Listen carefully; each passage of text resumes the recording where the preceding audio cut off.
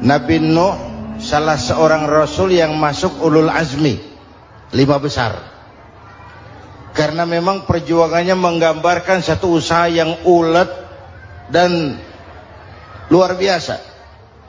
Beliau diberi umur 950 tahun. Lalu berdakwah selama 900 tahun. Sore, pagi, siang, malam. Dapat pengikut tidak lebih 80 orang. Rata-rata 10 tahun satu. Kalau saya minta berhenti aja jadi nabi, Pak. Ustadz mana masih mau buka pesantren? 10 tahun buka pesantren, yang nyantri cuma satu. Pedagang mana yang masih mau dagang? 10 tahun dagang, yang beli satu. Pimpinan partai mana yang masih mau kampanye? 10 tahun buka partai, yang nyoblos satu. Bangkrut. Umatnya bandel, kurang ajar, durjana, bajingan, tengik. Umatnya Nabi Nuh ini kalau diceramahi telinganya ditutup dengan tangannya. Nabi Nuh akhirnya rekes. Tuhan, siang malam saya berdakwah kepada umat ini. Tiap kali saya sampaikan dakwahmu, mereka tutup telinganya dengan tangannya. Alergi dengar ceramah. Apa itu ceramah? Non profit. Saudara-saudara, jadi mau kamu gimana, Nuh? Sudah Tuhan, habiskan saja orang kafir. Nanti kalau punya anak, anaknya pun kafir lagi. Lebih baik bapak moyangnya sikat habis.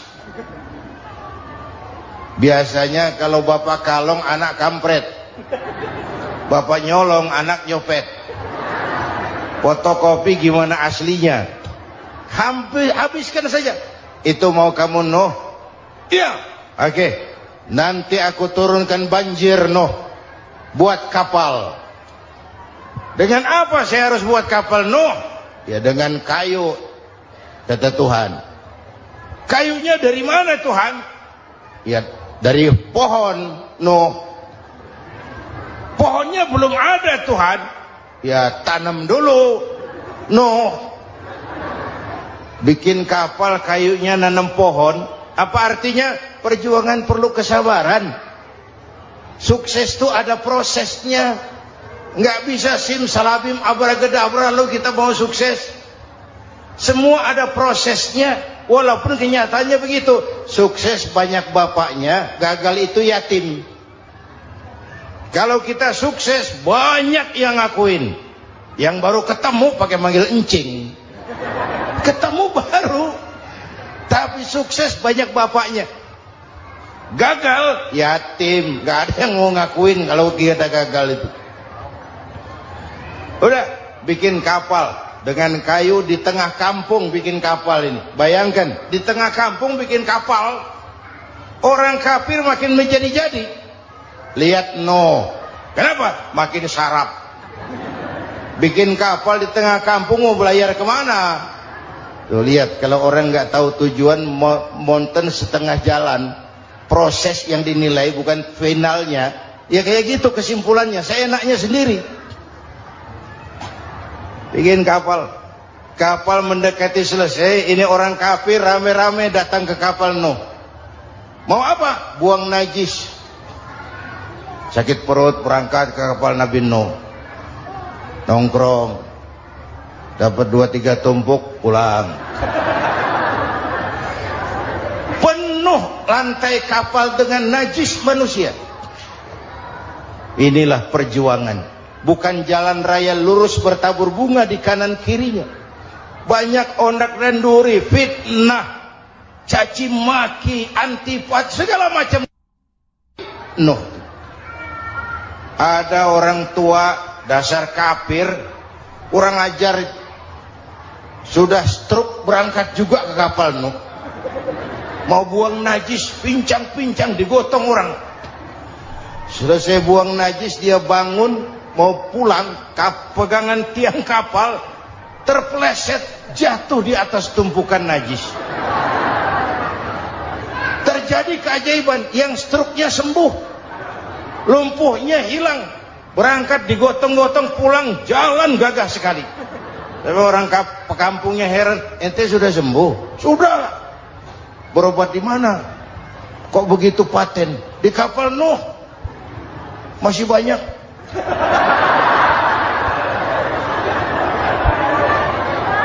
Yang berasa perlu obat bawa rantang. Ambil bersih lagi geladak kapal itu. Sudah selesai Nuh? Selesai. Oke, kau orang yang beriman bersamamu, binatang serba sepasang, naik Nabi Nuh, naik orang beriman, naik binatang serba sepasang. Ini cikal bakal penyelamatan manusia, Pak. Naiklah orang beriman, sudah naik semua, Nabi Nuh kontrol. Ini contoh buat kita, kontrol.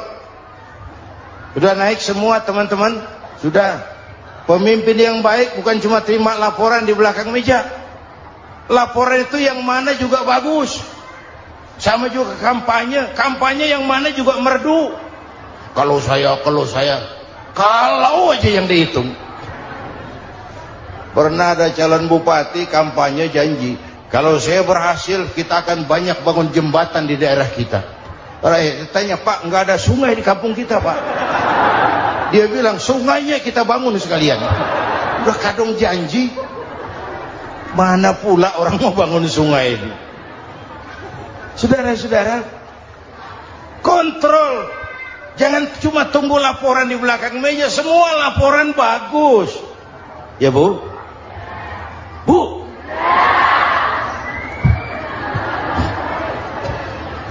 Nabi Nuh kontrol. Sudah naik semua? Sudah Nuh. Pulan bin Pulan naik Nuh. Paimin bin Tukijo naik, kami lihat naik. Ada orang Jawa juga Kiai? Ada. Sudah kontrol, Kanan anak saya ikut nggak naik kapal? Kami tidak lihat itu Nuh. Kanan, ini potret. Bapaknya aktif ke masjid, ibunya rajin ke majelis taklim, anaknya keleleran kemana-mana. Bukan di sini, di Prancis. Udah di sini insya Allah sama.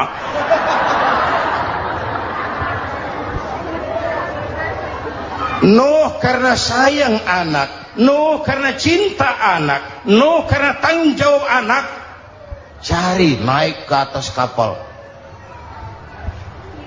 Lihat Kanan, anak saya, nggak lihat Nuh. Turun ke ruang bawah, periksa lagi. Mang, ayah Kanan di dia. Jamaah Tasik ini rupanya di dalam. Tuh ayah Mang. Ayah kemana ya budak ini? Turun ke bawah, tanya lagi. Ono Kanan toh? Orang nano raketok. Rombongan Jawa Tengah. Naik ke atas buritan. Dari buritan kelihatan ternyata Kanan tidak ikut naik kapal, kumpul di darat bersama orang kafir. Ini potret kita sekarang. Kumpul sama orang kafir, hanyut anak-anak kita, ditelan budayanya orang kafir, ditelan tradisinya orang kafir, ditelan pergaulannya orang kafir. Nuh karena sayang anak dari atas manggil. Dalam Quran dijelaskan itu. Karena Nabi Nuh di atas, Kanan di bawah, teriak, ya bunayyarkam ma'ana. Begitu dalam Quran ayatnya. Cuma ini pakai gaya memanggil supaya kelihatan kegambar, kira-kira Nuh manggilnya begitu. Ini namanya gaya dakwah, Pak. Kalau ceritanya datar nggak menarik. Maka Nuh memanggil Kanan, ya bunayyarkam ma'ana. Kata yang dengar, Ini gaya orang manggil, ya bunayyarkam ma'ana. Kanan, kesini nak, naik kapal sama papi. Kata Kanan di bawah itu, nggak mau papi, John di sini saja. Kata Nuh, jangan nak, Allah sedang murka, akan turun banjir. Kalau datang banjir papi, sa'awi ila jabalin ya'simuni minal ma', saya akan naik ke gunung tinggi yang bisa menyelamatkan saya dari banjir. Kan'an naik ke gunung, gunung dihantam banjir, Kan'an mati. Sampai sekarang pokoknya jelas. Bukan kalau mau saya catat besok berangkat, ini gampang kok ini urusan ini. Setiap penganut agama mempunyai kitab-kitab yang suci atau dianggap sebagai suci. Semua agama. Orang Nasrani punya kitab Injil. Orang Yahudi punya kitab Taurat. Orang Hindu punya kitab Weda. Orang Buddha punya kitab Tripitaka. Pengikut Konghucu punya kitab Tao Te Ching. Orang Majusi pengikut Zoroaster punya kitab Zen Avesta. Orang kebatinan punya kitab Serat Centani, Hidayat Jati atau Darmo Gandul. Kita umat Islam oleh Allah diberikan Al-Quran yang kita yakini sebagai kitab suci. Kunon.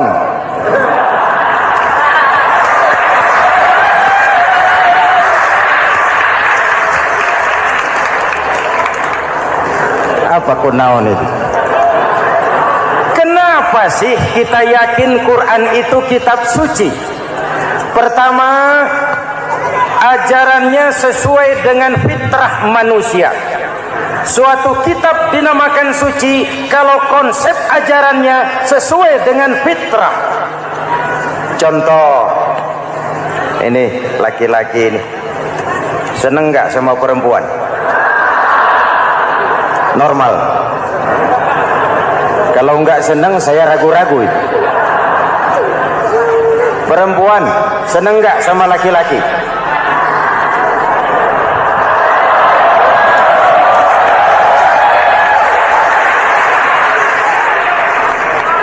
Ini fitrah. Laki-laki suka perempuan, perempuan suka laki-laki. Quran memahami itu. Hai laki-laki, kau senang dengan perempuan. Hai perempuan, kau suka dengan laki-laki. Oke, lewat sini, lewat pintu yang disebut nikah. Kalau kitab suci melarang nikah, itu bertentangan dengan fitrah manusia. Maka dalam Quran, mulai dari umat sampai ulama dan segala profesi dianjurkan nikah. Kalau kiai tidak boleh nikah, saya pilih mengundurkan diri, Pak.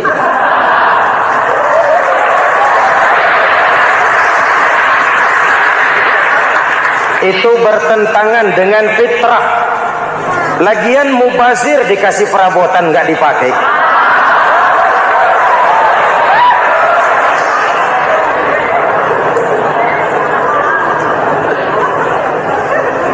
Fitrah. Contoh lagi, manusia perlu makan. Kalau ada kitab suci menyuruh puasa terus dari pagi sampai sore sampai malam sampai pagi lagi, eta teh kitab gelo.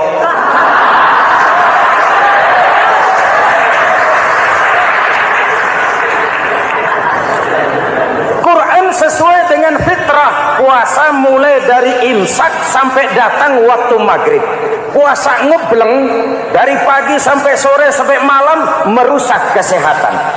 Malam berpuasa boleh bergaul dengan istri. Kenapa? Fitrah. Kalau siang tidak boleh, malam tidak boleh, sebulan penuh panas kepala.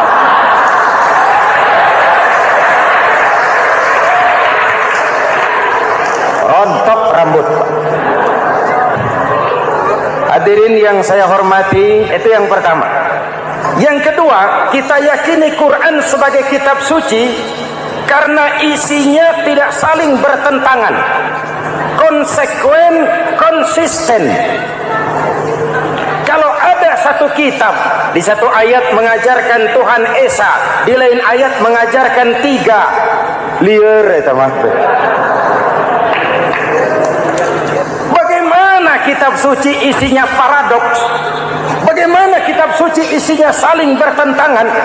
Di ayat manapun sekali Quran berkata Allah itu Esa, selamanya Esa.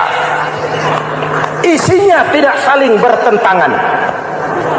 Lalu yang ketiga, kita yakini Quran kitab suci karena dia bersih dari intervensi manusiawi. Sejak turunnya Al-Quran menantang, jikalau kamu ragu terhadap Quran yang kami turunkan kepada hamba kami Muhammad, kamu anggap itu cuma bikinan Muhammad. Kalau Muhammad bisa, kamu tentu bisa. Baik, bikin satu surah semacam Al-Quran. 14 abad yang lalu tantangan ini turun dan sampai malam ini belum terjawabkan. Pak, barangkali tidak ada yang mau coba. Banyak. Antara lain Musailamah Al-Kazzab. Dia mencoba membuat menandingi Al-Quran. Dia buat satu surah namanya surah Al-Fil. Bunyinya begini, bikinan Musailamah. Al-Fil, wa mal-fil, wa ma adraka mal-fil, lahu khurtumun tawil, wa lahu zail. Sudah berbentuk syair. Isinya apa? Al-Fil, gajah. Wa mal-fil, apakah gajah itu?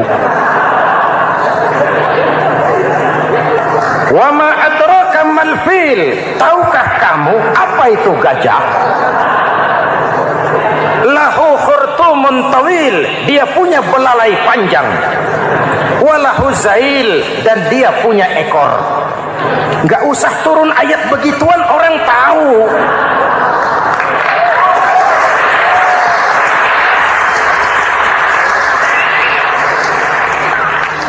Kalau redaksi mendekati, maka isi jauh panggang dari api. Kitab suci bersih dari campur tangan manusiawi. Maka Al-Quran, ke bahasa apapun dia diterjemahkan, naskah aslinya tetap ikut. Dia boleh diterjemahkan ke bahasa Sunda, bahasa Jawa, bahasa Padang, bahasa Inggris, bahasa Jerman, bahasa Belanda, naskah aslinya tetap ada. Kenapa? Bahasa ke bahasa perbedaannya sering frontal. Kalau dari gelas menjadi gelas, eta mah caket. Dari lem menjadi lampu, itu masih serumpun. Tapi cokot Sunda dengan cokot Jawa, itu jauh bedanya. Atos Sunda dengan atos Jawa, itu jauh. Ulama Sunda sama ulama Jawa nggak pernah akur kalimat atos ini.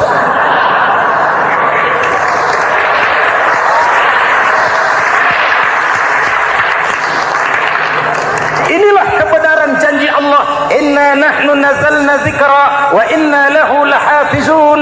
Kami yang turunkan Al-Quran, kami yang akan menjaganya. Ribuan orang hafal Al-Quran. Lalu apa pesan-pesan misi utama Al-Quran? Pertama, menegakkan tauhid. Ini yang lebih dahulu, membentuk kualitas sumber daya manusia dengan menanamkan nilai-nilai keimanan, membebaskan dari ketergantungan kepada benda. Ya ayyuhan nasu ubudu rabbakumul ladzi khalaqakum. Hai manusia, Tuhanmu yang perlu kau sembah hanyalah Tuhan yang telah menciptakan kamu. Jangan menyembah Tuhan yang tidak pernah menciptakan kamu. Mengapa kau menyembah harta padahal dirimu lebih berharga dari harta? Kenapa kau menyembah pangkat dan jabatan padahal dirimu lebih berharga dari pangkat dan jabatan?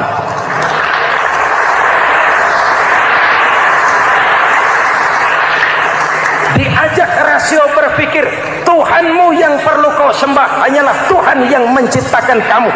Dan Tuhan yang menciptakan kamu itu Tuhan yang lam yalid wa lam yulad, yang laisa kamislihi syai'un, dan itulah Allah Subhanahu wa ta'ala. Ayo orang teh, ayeuna teh. Boleh pakai teh. Ayeuna teh, kita teh.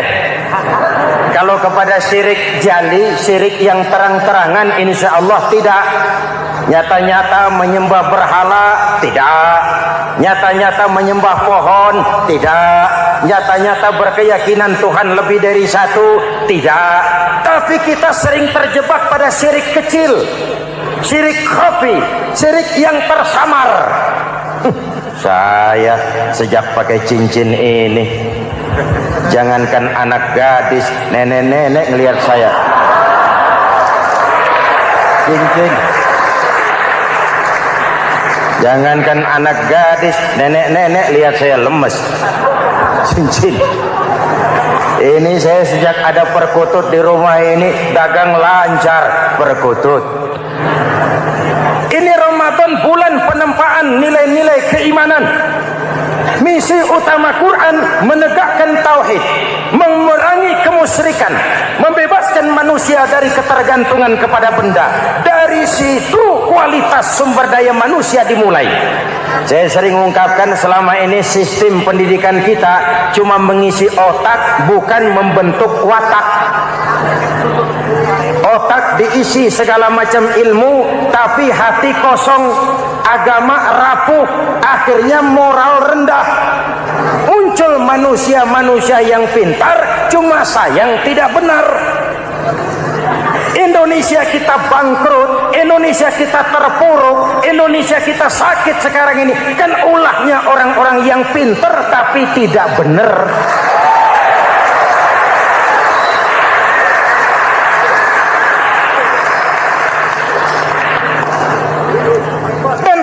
Bicara kayak begini, ini bukan pidato politik, ini nurani politik naon kadut.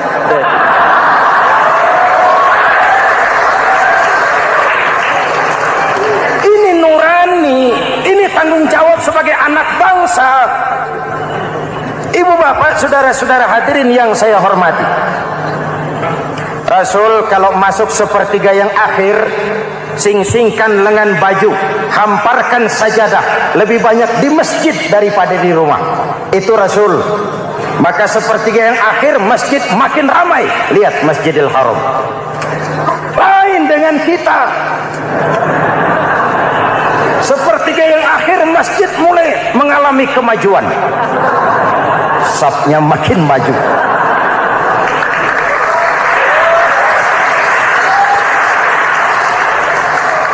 Pasar ramai, terminal beludak.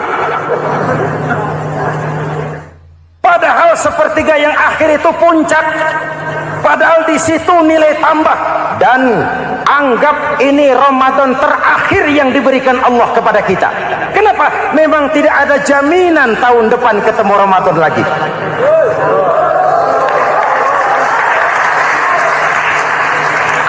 Ini Ramadan terakhir yang diberikan Allah kepada kita. Tidak ada jaminan tahun depan Ramadan akan ketemu lagi. Tidak ada jaminan. Manfaatkan peluang ini untuk melakukan pemutihan. Semua kita melakukan introspeksi.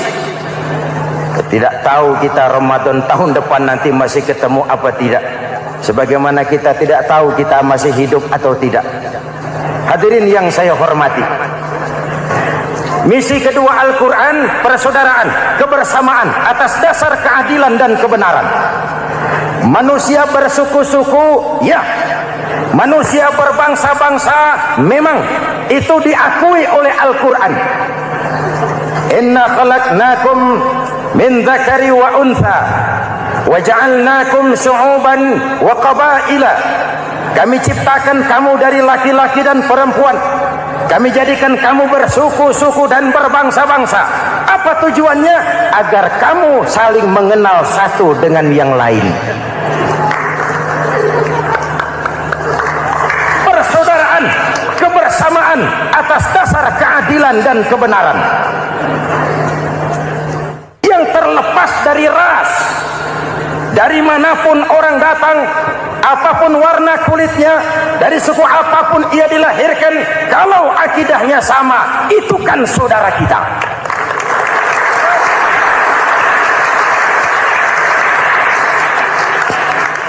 Seperti di masjid, kita tidak peduli dari mana kita datang. Yang datang dari kidul, madep ngulon mang. Yang datang dari sebelah lor, madep ngulon mang. Yang datang dari sebelah wetan, madep kulon mang. Yang datang dari kulon, madep ngulon. Bukan soal dari mana kau datang, tapi satu arah menghadapmu. Kau mau Betawi, mau Sunda, mau Jawa, mau Padang, mau Aceh, mau Batak, mau Ambon, kita satu nusa, satu bangsa, satu bahasa. Marilah kita jadi lem perekat buat lingkungan kita di saat keutuhan kita sebagai bangsa sedang dalam ujian berat. Semangat kebersamaan atas dasar keadilan. Tidak ada mayoritas menekan minoritas. Umat Islam itu kalau besar, dia mampu melindungi yang kecil. Kalau kecil, dia bisa menjaga diri. Tiap solat Jumat khatib berpesan pada akhir khutbah kedua, innallaha ya'muru bil adli wal ihsan. Innallaha ya'muru bil adli wal ihsan. Allah memerintahkan kamu menegakkan keadilan dengan argumen, bukan dengan sentimen. Mengajak, bukan mengejek. Merangkul, tidak untuk tujuan memukul. Kalau sebagai bangsa kita utuh, kompak dan bersatu, saya yakin kita akan bisa mengatasi kesulitan-kesulitan sekarang ini.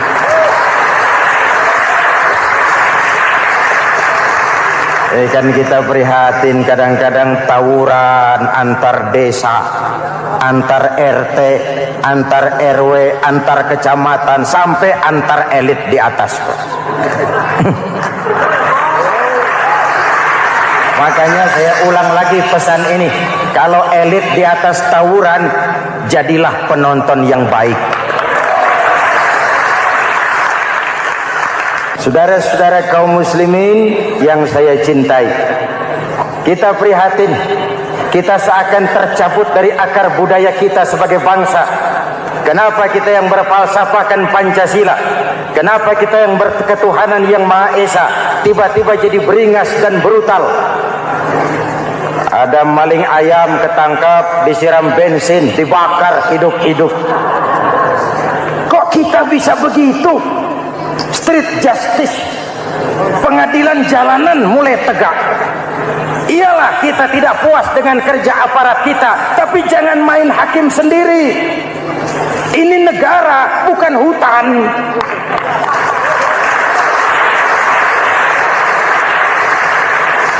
Jangan mencegah kemunkaran dengan menegakkan kemunkaran baru.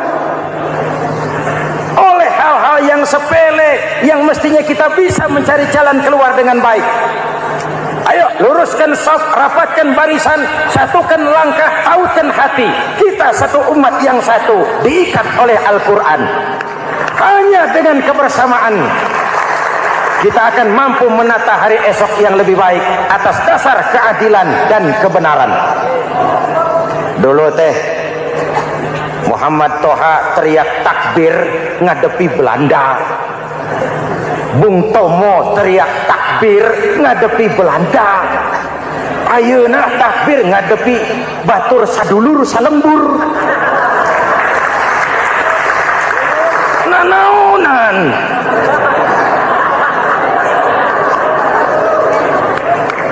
Bung Tomo teriak takbir, Muhammad Toha teriak takbir. Yang dihadapi jelas penjajah Belanda.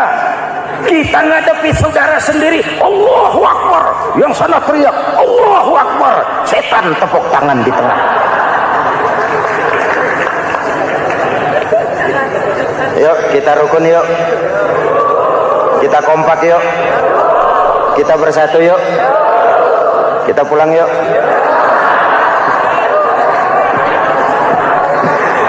Ini misi kedua. Misi yang ketiga, Al-Quran membebaskan manusia dari gaya hidup sekuler. Quran mengingatkan, awas bung, ada hidup sesudah mati, ada akhirat sesudah dunia. Lebih untung orang yang percaya akhirat daripada yang tidak. Paling tidak hidupnya normatif. Contoh, saudara yakin akhirat ada, lalu saudara hidup baik-baik, menjauhi yang munkar, meninggalkan yang haram, saudara sujud, puasa, jihad, lalu saudara mati. Setelah mati ternyata akhirat tidak ada. tidak ada ruginya. Paling kurang kita sudah dicatat sebagai orang baik. Sebaliknya, saudara tidak percaya sama akhirat, lalu hidup seenaknya, judi, mabuk, zina, nipu orang, korupsi, tenggelam dalam kemunkaran, lalu mati. Setelah mati ternyata akhirat ada. Kemana anjen? Lebih untung orang yang percaya akhirat ketimbang yang tidak. Hidupnya ada rem. Iya Pak, saya kepengen banyak uang, tapi kalau main judi nanti di akhirat bagaimana? Iya, saya kepengen jadi orang kaya, tapi kalau korupsi, nipu orang, buka peternakan tuyul, nanti di akhirat bagaimana? Gaya hidup yang berkeseimbangan. Ada hidup sesudah mati dan ada akhirat sesudah dunia. Yang keempat, Quran membebaskan manusia dari belenggu kebodohan. Quran ayat yang pertama turun sudah berkata, Iqra, baca, kamu jangan jadi bodoh. Kebodohan menimbulkan kemiskinan, kemiskinan mendekatkan kepada kekufuran. Yang kelima, ini kado buat ibu-ibu. Quran mengangkat harkat, derajat dan martabat kaum wanita. Sebelum Quran turun, sebelum Islam datang, nasib wanita sangat menyedihkan. Dilahirkan hanya untuk melahirkan. Kalaupun berperan, peranannya tidak lebih segitiga. Dapur, sumur, kasur. Kasur, sumur, dapur. Dapur, sumur, kasur. Wanita dilecehkan, sekadar alat pemuas nafsu. Datang Islam, Rasul terenyuh, An-nisa imadul bilad. Wanita adalah tiangnya negara. Jikalau baik wanita, baik negara. Jikalau rusak wanita, hancur negara. Karena wanita, negara jaya. Betul? Karena wanita, negara hancur. Betul? Maka wanita adalah bidadari yang kadang-kadang setan. Kadang-kadang.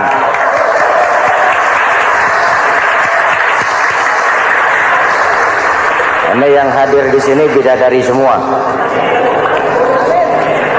Ibu bapak, saudara-saudara hadirin yang saya hormati. Lalu bagaimana sikap kita terhadap Al-Quran? Quran sendiri menjelaskan, "Tsumma awrasnal kitaba allazina istafaina min ibadina." Kemudian kami wariskan kitab Al-Quran yang kami pilih buat hamba-hamba kami yang terpilih. Luar biasa. Umatnya umat pilihan, Rasulnya Rasul pilihan, kitabnya pun kitab pilihan. Kami wariskan Al-Quran kepada hamba-hamba kami yang kami pilih. Bagaimana sikap mereka setelah menerima Al-Quran? Terbagi tiga. Pertama, faminhum zalimun linafsihi. Di antara mereka ada yang setelah menerima Al-Quran lalu zalim kepada dirinya sendiri. Diterimanya Al-Quran dengan lidahnya, tapi ditolak dengan perbuatannya. Mulutnya menjunjung Al-Quran, perbuatannya menginjak Al-Quran. Quran bilang ke barat, dia pergi ke timur. Quran bilang ke selatan, dia berangkat ke utara. Quran bilang haram, dia terjang. Quran bilang halal, dia tidak mau. Orang seperti itu tidak zalim kepada Allah, tapi zalim kepada dirinya sendiri.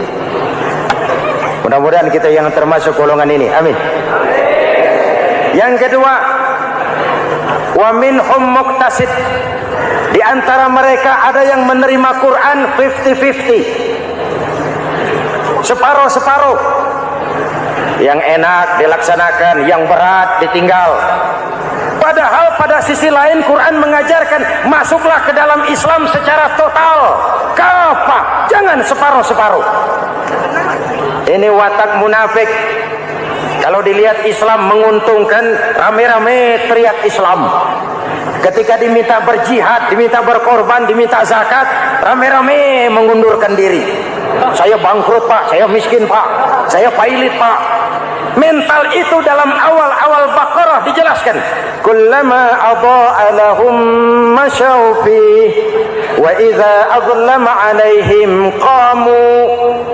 Kalau terang mereka berangkat, kalau gelap gelap, mereka mandek. Itu ciri orang munafik beragama. Kalau Islam menguntungkan, rame-rame teriak Islam. Ketika diminta berjihad, berkorban, berjuang, rame-rame mengundurkan diri. Muqtasid. Golongan yang ketiga, ini yang ideal. Wa minhum sabiqum bil khairati biiznillah. Di antara mereka ada yang setelah menerima Al-Quran lalu berlomba-lomba mengamalkannya, berlomba-lomba melaksanakannya. Jangan sampai yang baca Quran dengan suara merdu dapat piala, yang mengamalkan Quran dengan konsekuen dapat penjara.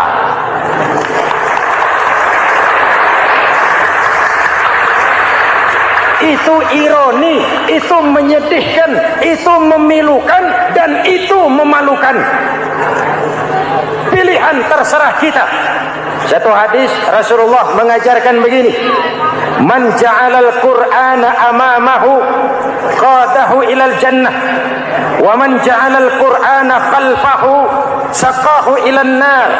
Siapa yang meletakkan Quran di depannya, dijadikannya Quran sebagai imam, Quran akan membimbing dia ke surga, surga dunia, lebih-lebih surga akhirat.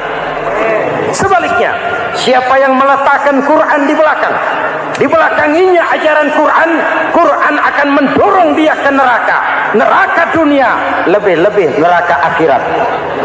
Quran imam apa makmum? Kita makmum apa imam? Makmum ikut imam apa imam ikut makmum? Makmum ikut imam. Jikalau Quran adalah imam, jikalau kita adalah makmum. Ke barat kata Quran, ke barat kita berangkat. Ke timur kata Quran, ke timur kita menuju. Halal kata Quran, itu yang kita ambil.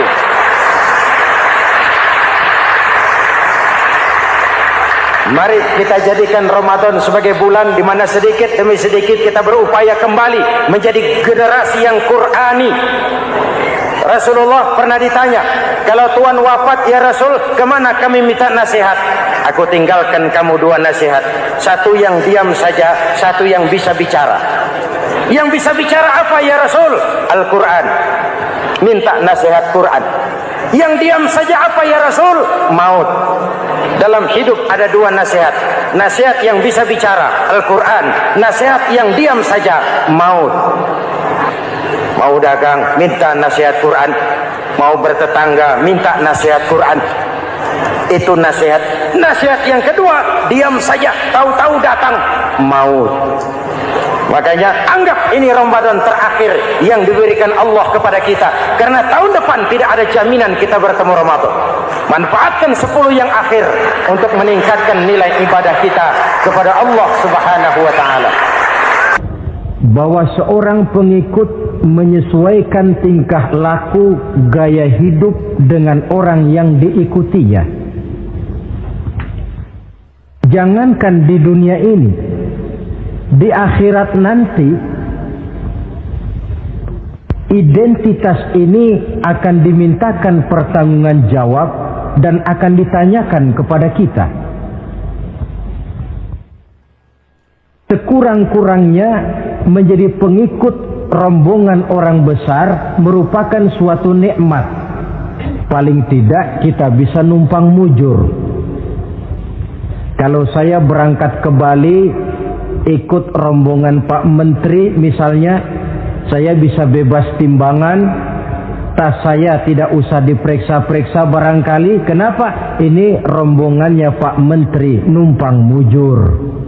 Itu sekurang-kurangnya. Tetapi tentu untuk menjadi anggota rombongan Pak Menteri ini kan harus ada tanda, ciri-ciri atau yang disebut identitas.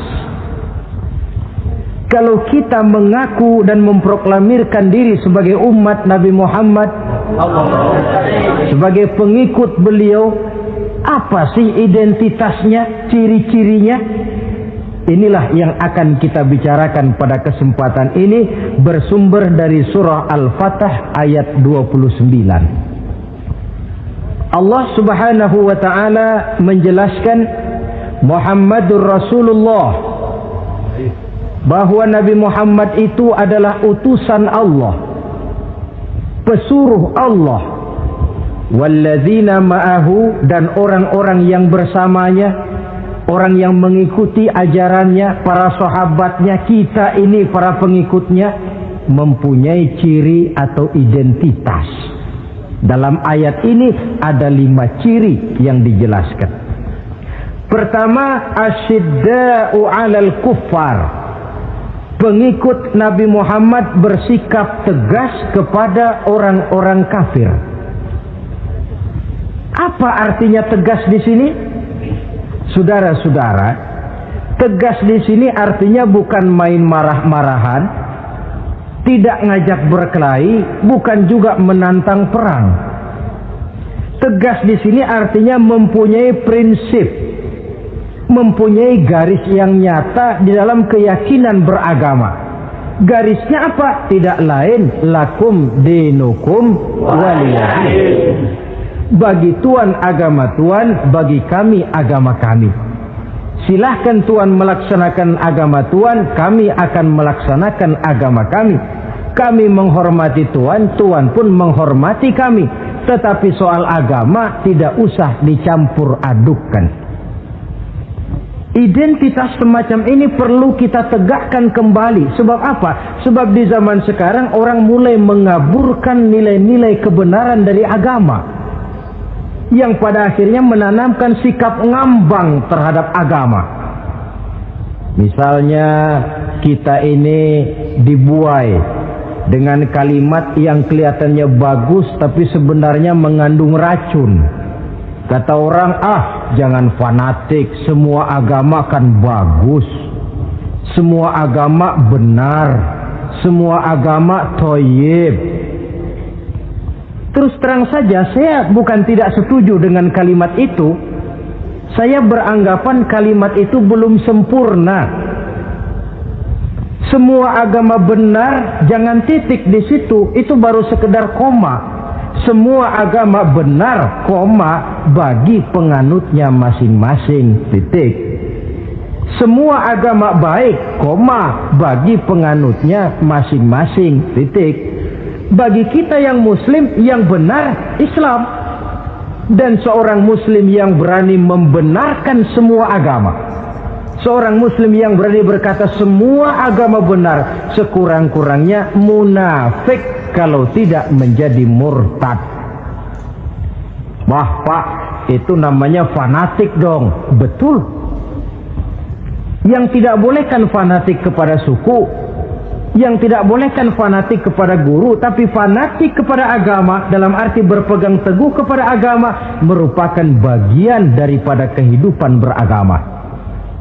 Hanyalah kalau umat Islam ini fanatik dengan agamanya, dia akan konsekuen, baik melaksanakan, mengamalkan maupun mengembangkan agamanya. Saya cinta kepada suku saya, tapi tidak lalu fanatik. Cinta suku boleh, fanatik kepada suku salah. Cinta kepada guru bagus, fanatik kepada guru jelek. Cinta kepada agama bagus, fanatik kepada agama wajib. Hanya dengan fanatik kepada agama orang konsekuen. Yang jelek itu kan kalau sudah fanatisme kesukuan. Contoh, misalnya mentang-mentang orang Sunda, lalu ngomong saya ogah dengerin ceramah. Kenapa? Ustaznya bukan orang Sunda sih. Ini nggak bener, emangnya Nabi Muhammad kelahiran Ciamis? Kan tidak.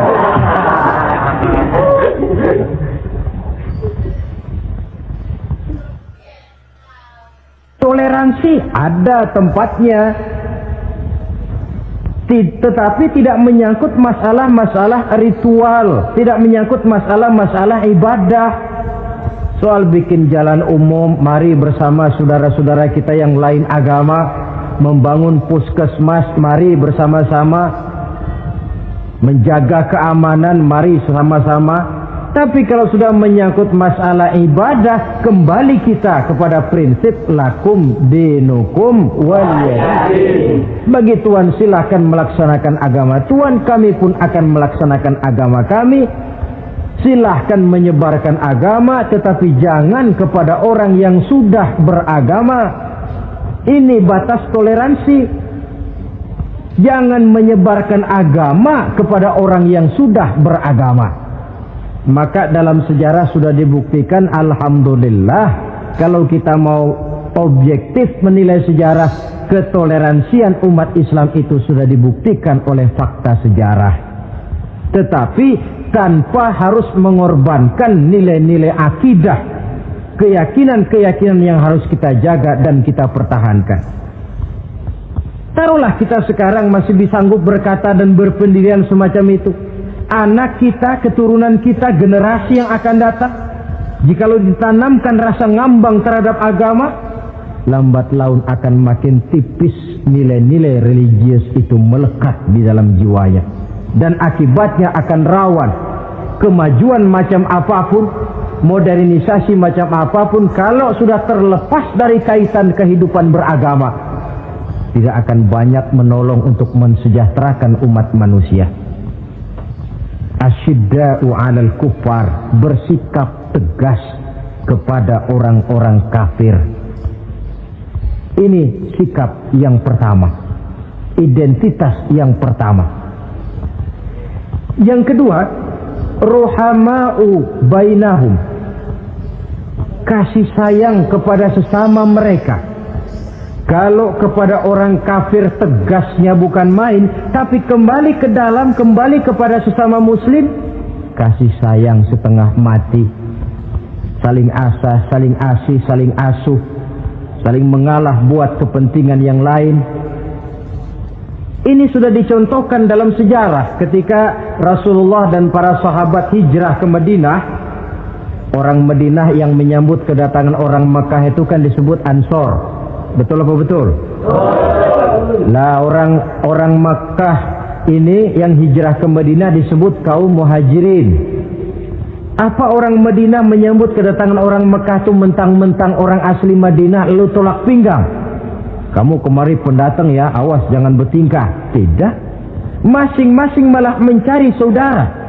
Karena apa? Persaudaraan dalam Islam diikat dengan akidah. Artinya ini, dari manapun orang datang, apapun warna kulitnya, bahasa apapun yang dia pakai, jikalau akidahnya sama, dia saudara kita. Hadirin, terus terang saja ya, banyak orang-orang yang tidak senang kalau melihat umat Islam sampai bersatu. Maka segala macam cara mereka lakukan agar kita jangan bersatu. Terang-terangan menghantam Islam, tidak mungkin orang berani. Kenapa? Saya pikir sebodoh-bodohnya umat Islam, dia masih fanatik sama agamanya. Dia masih sanggup bilang, "Mas, gue emang gak sembayang, tapi agama gue lu hina, gue bacok lu." Itu kan positif, fanatisme agama namanya. Maka orang menghantam Islam itu lalu nggak berani terang-terangan. Caranya belajar dari Van der Plas, belajar dari Snokor-Gronya. Mau menghantam Islam, masuk ke tengah-tengah umat Islam. Pakai peci, kalau perlu pakai sorban, pakai sorban. Nggak bisa assalamualaikum, latihan assalamualaikum. Hantam Islam dari dalam. Caranya, kalau perlu dibuatkan merek-merek Islam, yang mereknya Islam tapi tujuannya bikin kacau dalam Islam. Muncullah yang namanya Islam ingkar sunnah, muncul yang namanya Islam sejati, Islam. Mereknya Islam, tujuannya bikin kacau dalam Islam. Kalau dia sudah mengkafirkan orang lain yang tidak sepaham dengan dia, tidak mau bermakmum kepada orang yang sepaham dengan dia. Kalau cara ini tidak kena, mereka putar lagu lama. Apa lagu lama itu? Lagu khilafiyah. Lagu lama itu supaya kita sengketa sesama kita, mempersoalkan hal-hal kecil, waktu terbuang, energi habis untuk mempermasalahkan hal yang tak pernah kunjung selesai. Sering kejadian toh di kampung-kampung, yang satu pakai usolli, yang satu tidak, lalu pisah RT. Yang satu azan sekali Jumatan, yang satu 2 kali, lalu bangun masjid lagi. Yang satu kunut, yang satu tidak, asah golok. Persoalan yang semacam ini sampai kiamat tidak akan kunjung selesai. Oleh karena itu potensi yang besar ini tidak tersalurkan dengan wajar karena kita centang perenang di dalam, tidak pandai menjaga kesatuan dan persatuan sebagai modal dasar untuk berbuat yang lebih baik. Adalah lebih baik kita ini mencari titik-titik persamaan dan bukan memperbesar pola perbedaan. Ruhama'u bainahum, kasih sayang sesama mereka. Imam Ghazali memberikan contoh, kun kal yadain wala takun kal uzunain. Hai umat Islam, hiduplah kamu seperti dua tangan, saling asah, saling asih, saling asuh, saling mengalah buat kepentingan yang lain. Coba lihat dua tangan kita, rukunnya bukan main. Kalau tangan kanan maju ke depan, kata yang kiri, oke, saya mengalah, dia mundur ke belakang. Kiri di depan, kata kanan, sekarang giliran saya ngalah, dia mundur ke belakang. Akhirnya kita jalan lenggang. Enak nggak dilihat orang? Coba kalau nggak ada yang mau ngalah, tangan kanan ke depan, kata yang kiri, gue juga bisa, dia ke depan lagi. Depan kayak robot kita jalan. Lalu mekanisme kerjanya, tangan kanan kerjanya bagus-bagus toh. Salaman tangan kanan, tanda tangan tangan kanan, hitung duit tangan kanan, ambil kue tangan kanan. Kiri nggak pernah protes, tahu posisi.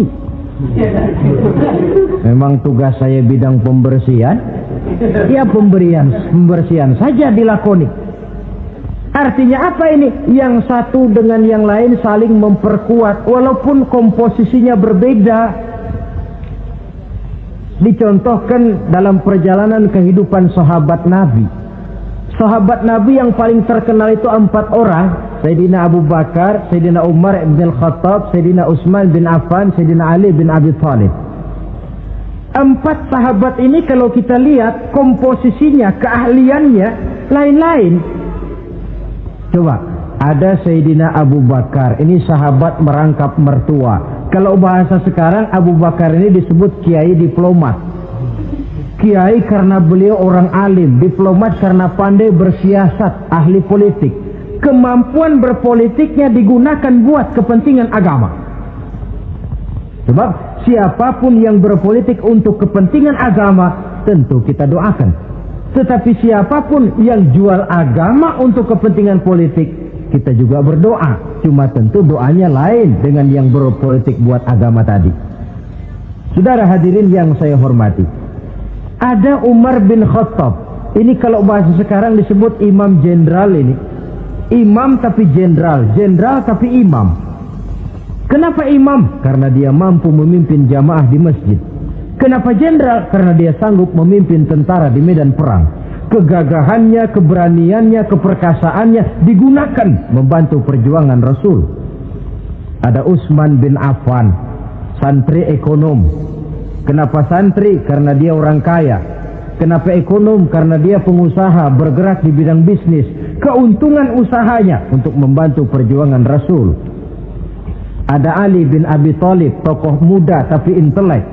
Masih muda tapi rela mengorbankan nyawa demi keselamatan Rasul di malam hijrahnya. Alangkah nikmatnya umat Islam ini kalau punya kiai diplomat, imam jenderal, santri ekonom, pemuda intelek yang masing-masing bekerja sama menunjang untuk kepentingan agama. Ruhama'u bainahum, kasih sayang di antara sesama mereka. Mobil, kenal mobil nggak? Ya. Mobil itu baru bisa jalan dengan baik kalau seluruh onderdilnya kompak. Kalau yang satu sudah merasa dirinya lebih penting dari yang lain, alamat mobil udah deket mogok.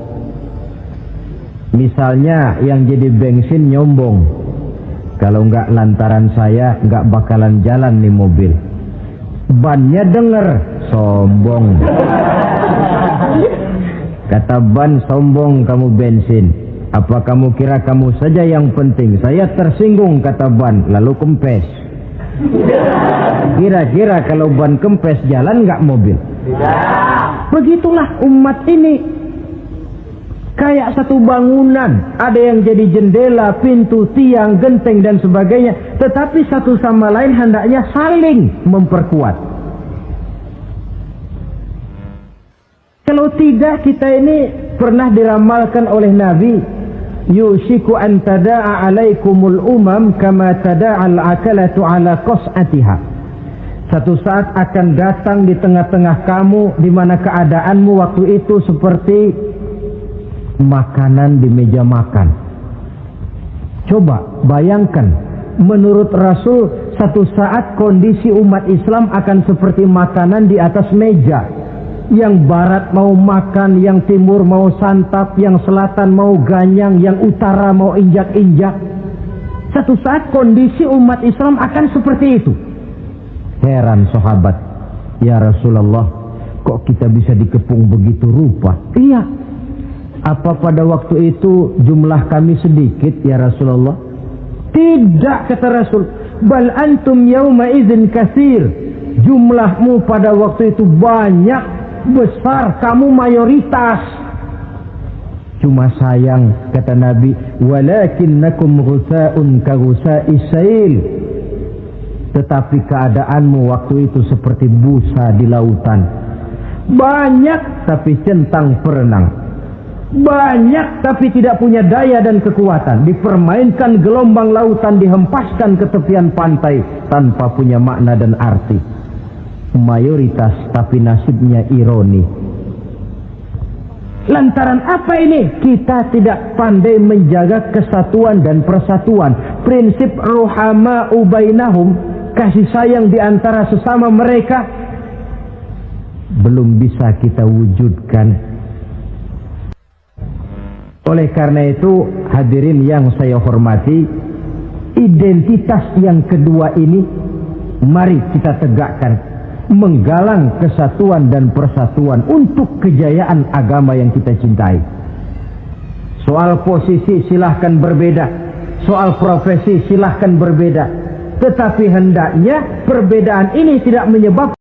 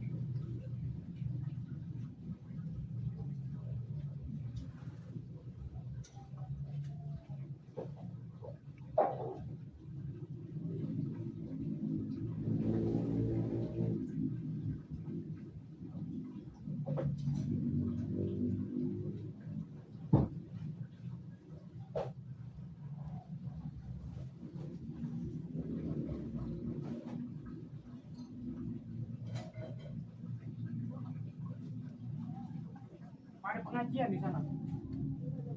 Gitu ya.